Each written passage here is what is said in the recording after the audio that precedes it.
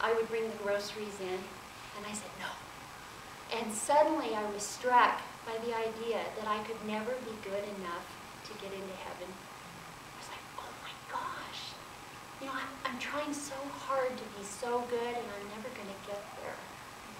And I said, and then I spent the night with a friend in a sleeping bag on the floor. And this girl told me, do you know that to get into heaven, you can never be good enough? But she said, and I did this with Lura this morning, what do we do? I put out my hands and I said to her, when somebody gives you a gift, what do? She looked perplexed and she put her hands out to me and she said, you take it? And I said, yes, God's got a gift to give to you. And that Jesus, God found a way around the fact that he's a holy God and that you'll never be good enough to be with him. So he found a way around it by sending his son down here to walk on the earth. And I said, Lura, you deserve to go to hell. You're not good enough to be with him. And she said, no. And I said, but guess what? The gift is that he did it for you. Isn't that an incredible thing? He did it for you. He figured out a way to get around it. And that the gift is that if you accept what he did and ask him into your heart, that he'll come to live in you and you can live with him forever. And I said, do you want to pray that? And she said, yes. And she sat on the bed with her legs crossed like a good Micronesian would do. She's been doing this all week.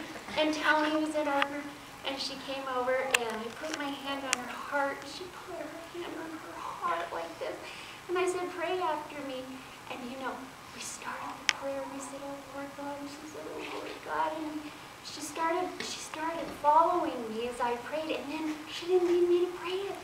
She started saying, Lord, I confess my sins, and I want you to come. You died for me, and I want you to come and live inside of me. And she started to sob. And I said, wait a minute, I've got something to show you. And I had a little booklet that tells the gospel, but it shows a picture.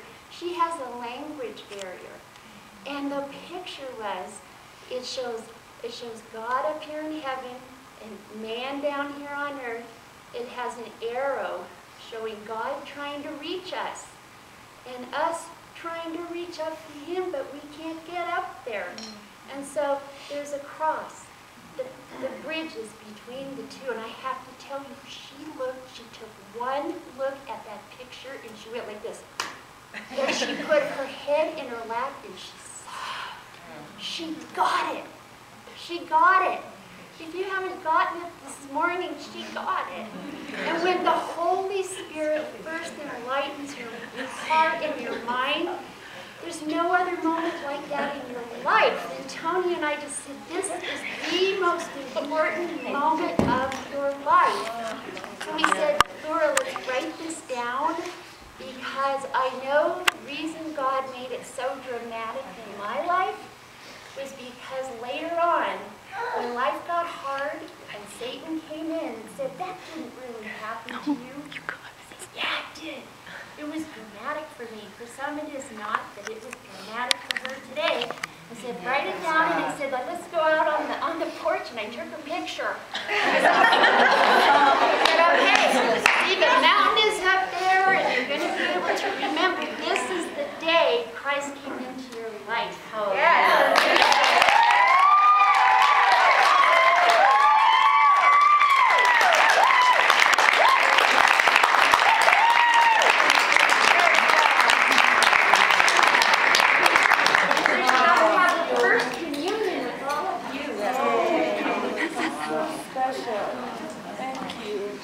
And so this is so great. This